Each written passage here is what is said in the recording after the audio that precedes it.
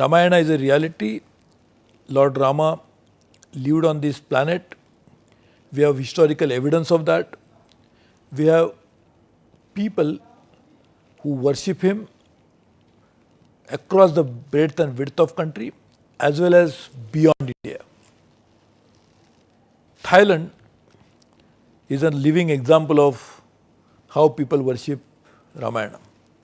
You go a little further, Bali is a place people still feel that they worship this great God, Lord Rama, and his life, the way he created a new kingdom, Ramarajya, a statecraft, how to live, how to rule, how to ensure equity, how to ensure people's welfare, all of that people worship. So Ramayana teaches us a lesson how to live life in all aspects of it. How should a king rule his own kingdom? There may not be king, but in a democracy, there are elected representatives. How they should rule, how they should govern, there is a lesson for each one of us to be had from it. There is a lesson as to how a child, a son, should worship his parents. There is a lesson as to how a husband should behave with his wife. There is a lesson as to how a brother should treat his younger brothers, his siblings.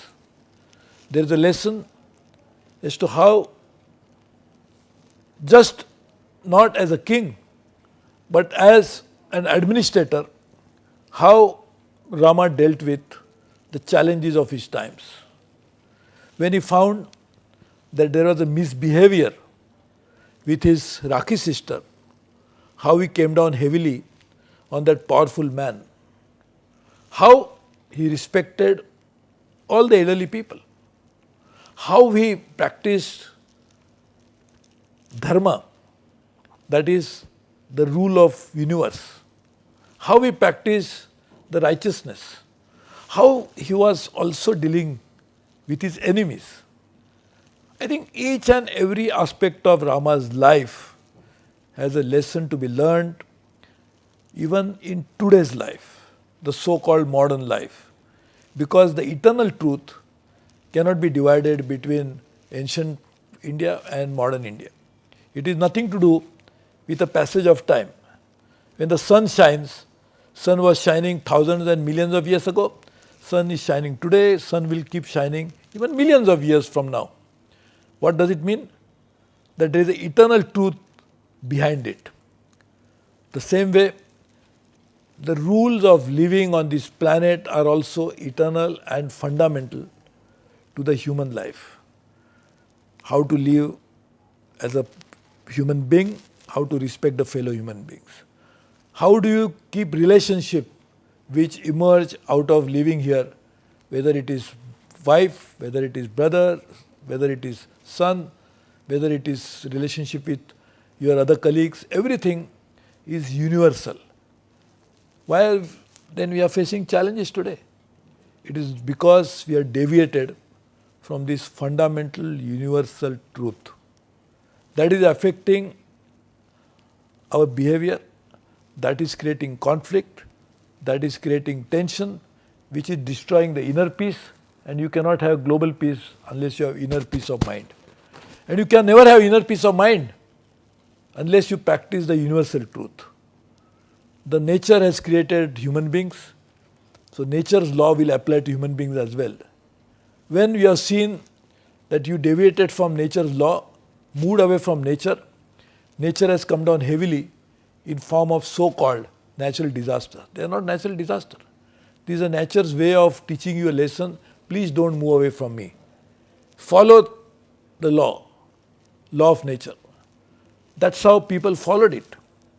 The law of nature was followed by people who used to live in forest, the people who lived in harmony with nature.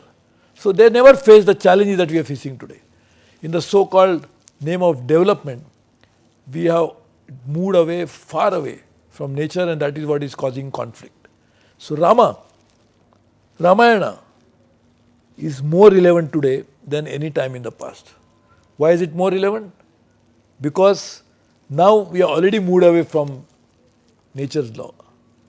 To restore that balance, to come back to reality, to use the nature's own wisdom available to us, we must follow Ramayana. Rama is a living example of how a man should live on this planet, irrespective of religion, irrespective of geography. That's how he is worshipped, not in India alone. Because that's a universal truth. When the sun shines, it doesn't shine only on India. It shines all over the planet.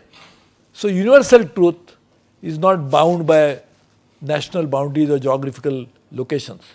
We must follow Rama, irrespective of faith, irrespective of religion, to learn the ultimate truth of how one must live. So I congratulate the organizer that you are organizing this event of relevance of Ramayana in today's world. I would little bit amend it to say relevance of Ramayana eternal world, not only today's world or tomorrow's world, eternal. Follow him, will not face any problem. I wish all the best to this outcome of this seminar. I wish I could be there physically. I had to miss this because I am traveling, but I am sure all of the scholars who will debate this issue and find out a solution to this problem, including my great leader as well as one of the most revered people will also participating, will actually contribute to this. I am very happy that none other than Indresh Kumar ji is inaugurating this issue. He is an authority. He will give very practical solutions to these issues.